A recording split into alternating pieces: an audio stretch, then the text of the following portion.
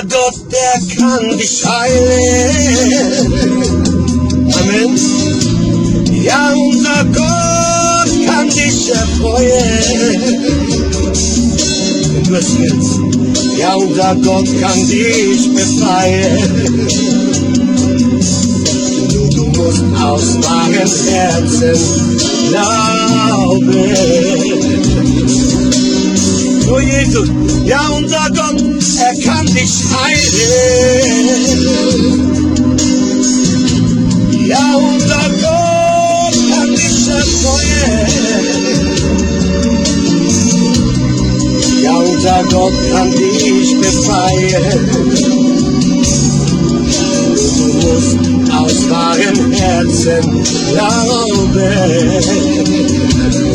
Wir kennen die Gemeinschaft, sein Name ist Jahwe Rapha.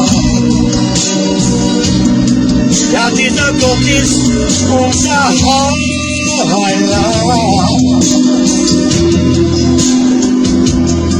Denn was die Menschheit nicht kann, kann nur er, unser Herr, er befreit.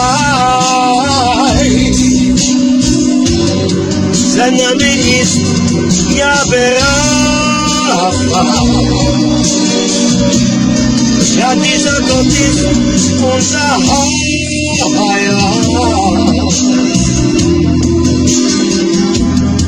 Denn was die Menschheit nicht kann, kann nur Jesus, unser Herr, er befreit. Amen, wenn du es glaubst, er segne dich.